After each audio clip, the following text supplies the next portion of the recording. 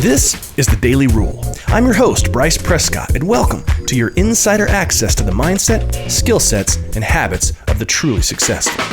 These rules of success are short 10 to 15-minute messages, making it easy to consume and share for maximum impact. Here's today's Daily Rule. What's going on, my friends? Welcome back. Naturally, this, of course, is your host, Bryce Prescott of The Daily Rule. I've got a very important topic to discuss with you today. Again, it's one of those messages where it's really not encapsulated in a rule per se, a single sentence, but I know from my experiences in coaching individuals, coaching entrepreneurs, coaching couples, that this is something that happens a lot, and I know it's a pain point and takes up a lot of bandwidth when it comes to how we feel about ourselves, how we feel about our partners. But before I get into that, I just wanted to have a quick reminder.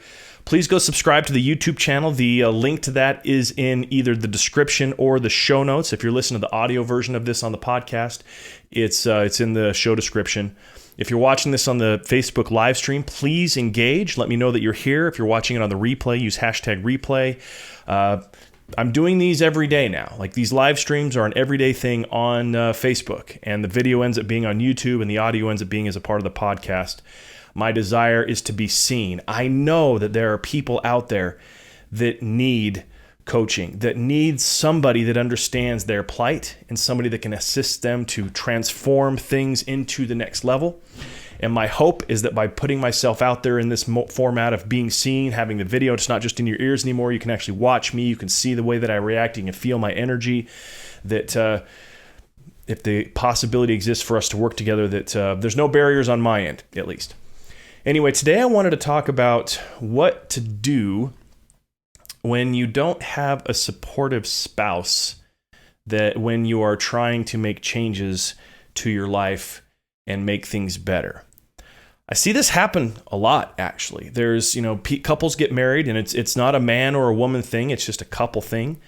They get married, they fall in love. There's a courting that happens at the beginning where it's a little bit of a dance. It's like, hey, how you doing? Oh, I'm good, coy. The whole courtship process. They end up deciding to commit to each other, and sometimes it includes marriage. Sometimes it just includes some sort of, committed sort of move, whether they move in together, they combine their finances, they do whatever it is.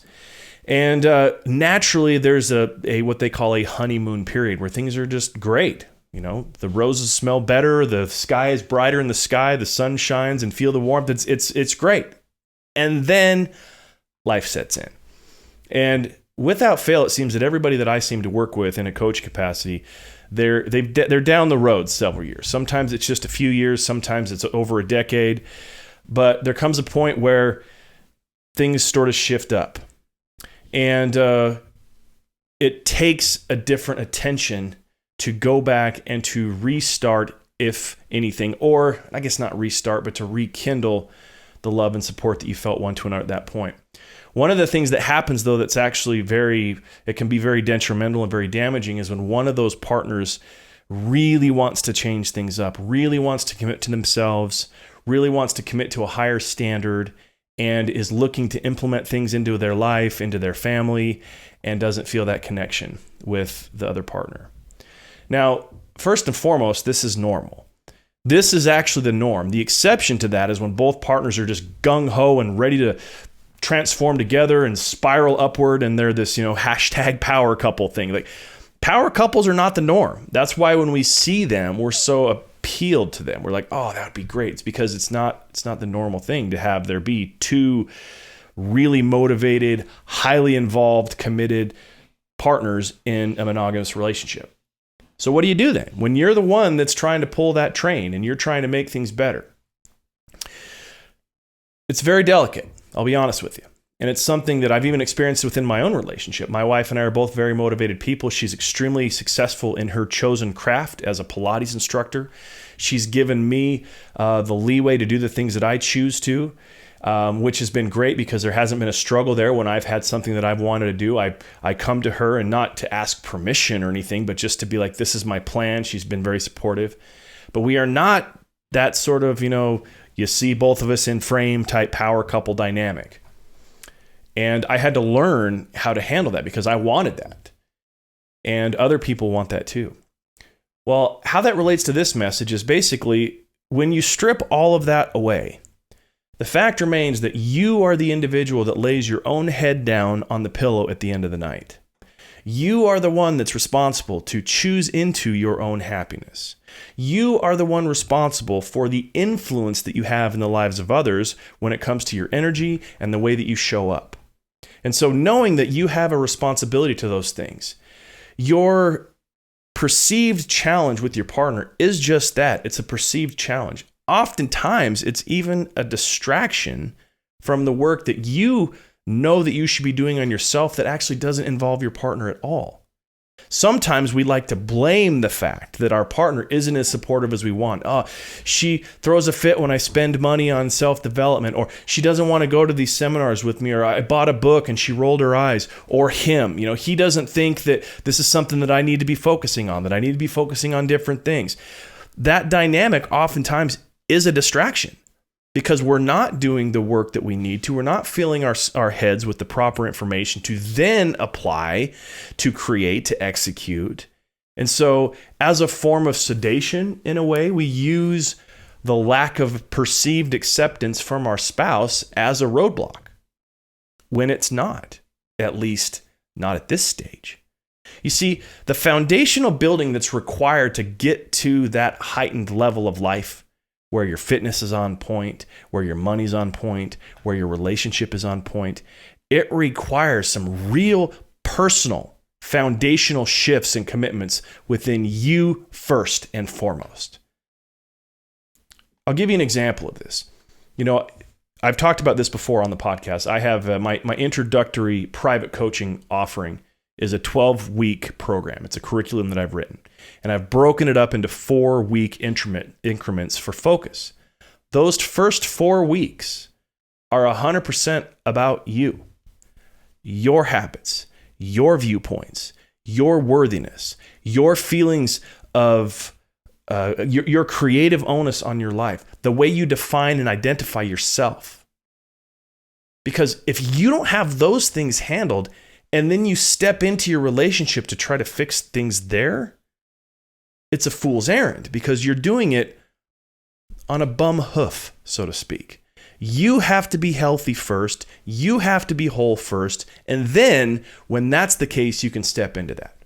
Now, let's assume that that's the case. Let's assume that you've done the work personally. You're meditating on a regular basis. Your fitness is on point. You're breaking a sweat every day. You're taking the time to express yourself in gratitude, to review your wins, to remember the things that happen on a day-to-day basis. And additionally, you've decided and crafted a list of declarations that you declare daily about who you are that is in first person, present tense, very powerful. I am fill in the blank. Let's assume you're doing that.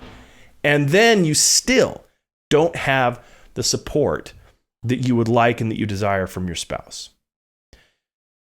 Well, let's just get the elephant in the room out of the way. There may come a point where you have to address the relationship itself if it's going to continue, because you will never be able to grow to the trajectory that you really want without your partner on board. That's just the fact.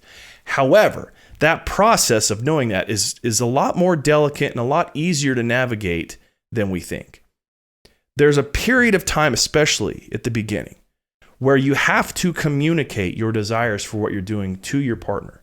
And you have to be honest with it from your side of the table. This is what I want. This is how I see things. This is what I heard. This, as we discussed in past episodes, keeping ownership on your side of the table, not impressing or pushing anything on your partner. Then from there, you have to live that example. You have to, in a way, energetically sell them on why they should be involved with you in this new life. They need to see, oh, wow, he's meditating on a regular basis and he seems to not be as angry anymore. Whew, man, his body's looking a lot better with the amount of attention he's putting in. He's not even interfering with the family life because he just gets up a little bit early. Maybe he's onto something. He's so much more expressive in his thankfulness to me as a partner. Wow, that's really nice. You have to live the thing that you're committed to. You have to be the result, embody the result for your partner. You see, when we step into these new changes, these potential transformations to our life, we have to realize that our partner has been there with us when we've been complete idiots. They've watched us make commitments to ourselves and break them. They've watched us make commitments to them and break them. They've watched us treat our bodies bad. They've watched us be dishonest. They've watched us do shady things.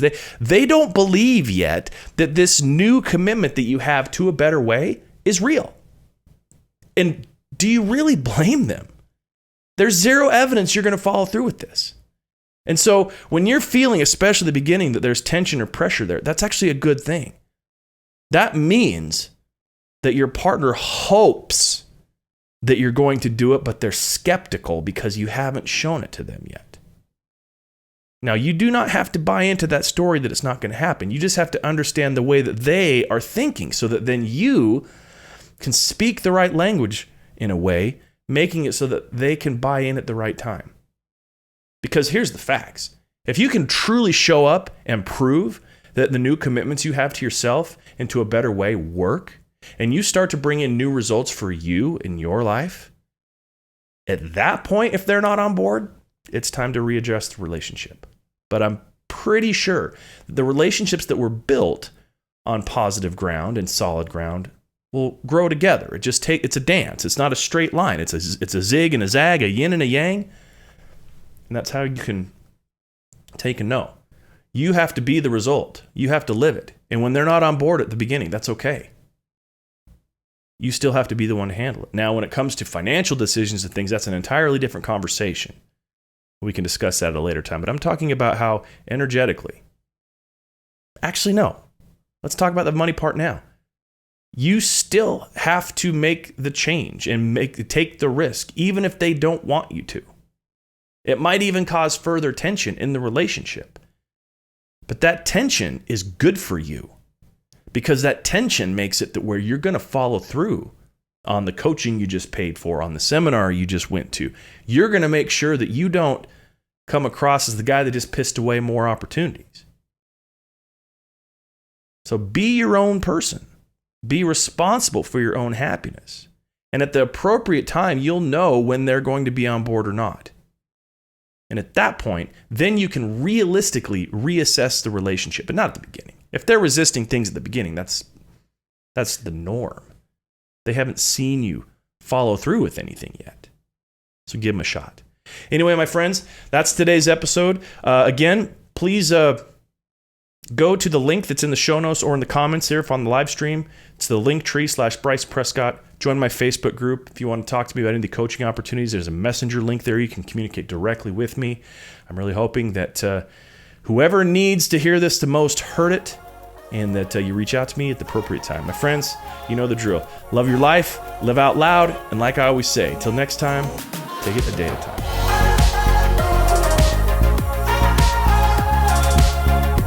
Thank you for joining me for another episode of The Daily Rule.